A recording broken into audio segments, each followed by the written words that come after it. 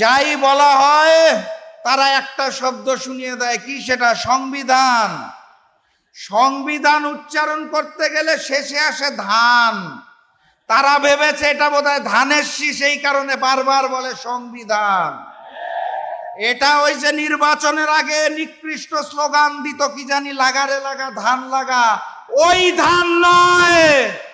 এটা ৭২-এর মুজিববাদী সংবিধান, যা পরবর্তীতে শেখ হাসিনার সংবিধানে রূপান্তর হয়েছে।